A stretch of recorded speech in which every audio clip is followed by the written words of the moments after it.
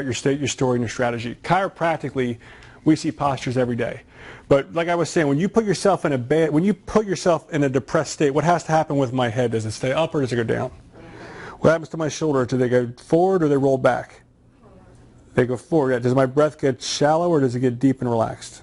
Shallow. I have to put myself in this physiology for me to feel depressed. This has to happen. For me to promote those hormones and for me to really get into that state, this needs to happen. So one of the easiest things, or one of the main things that we see chiropractically, is that we want to change that posture. So you always see Mike and I looking at your postures, and we're trying to see what pattern you're in right now. Are you in a pattern that's this? Are you in a pattern that's this? Do you have shallow breathing? We're trying to break that pattern. You break the pattern, and then we help you condition into a better state, a better posture. Number one, this posture right here is more relaxed. But if I'm ready to play, if I'm ready to get into a fight with one of my guys in here, and I'm like this, am I ready to go? Or do I step out like... Which, I mean, you can tell my state by my physiology. How long does it take me to go from here to here? Or from here to here? How long does that take? A second? Yeah, whose choice is that? My choice. Yeah. We've been conditioned that we don't have the power to change our state or our physiology or our posture that quickly. But you really do. You get to pick that emotion. You get to pick that state. And if you can't pick the emotion, then pick the posture first. You ever hear fake it till you make it? There's a reason for that. Yeah, you start changing your physiology. Look at this posture that she has right now. Does she look like she's more on the prowl, or does she look like she's more depressed? She's on the prowl, yeah. So what you're getting from her posture, her body language says this. Her body language is telling you something. Our words are only 7% of the communication that we have.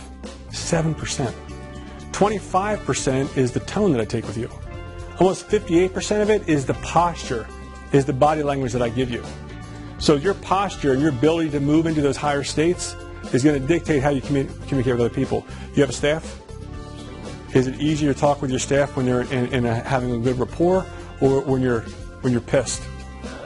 Yeah. So same thing with that. Yeah, you're pissed, they're running away. That's exactly right. Can they see that you're pissed before you even say a word? Absolutely. Absolutely. So the same thing happens. For you to get pissed, what has to happen? Something has to upset. I mean, what has to happen with your posture to get pissed? You got to move forward. You get bowed up. Yeah. So in order, when you do this, and I'm the same way. Like when I get like this, you can feel the testosterone. I'm literally raising my testosterone level, and that goes back to thousands and thousands of years of evolution. If you're going to take somebody on as a man, we have a bigger chest area. We have more muscle mass up here. So for us to bow it like this, we're flashing our colors to you. You ever see those butterflies with the big colors, and when they get scared, they pop them up in front of you?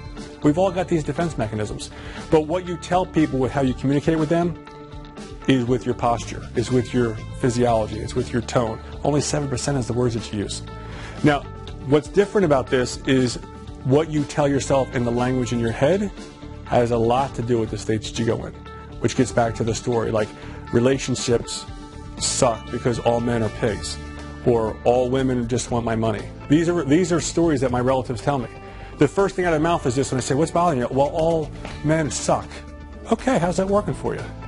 But the story these are the words that they're using, and this is what's on their head. And then the more they talk it out, they realize that's not really what the story is. But until you get that out, you believe that. These are the words, these are the patterns that we tell ourselves. Because if all men suck, or if all women are just after money, is that my responsibility or is that everybody else's problem? It's everybody else's problem. I don't have to accept responsibility if all that control is outside of me.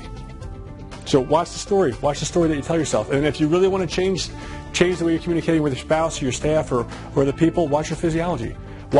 Look at yourself in the mirror. It's not being vain. See how you project yourself out there. You know, you pick the shirt you wear, you pick the pants you wear, you pick the shoes that you wear. Pick the mood you want to be in.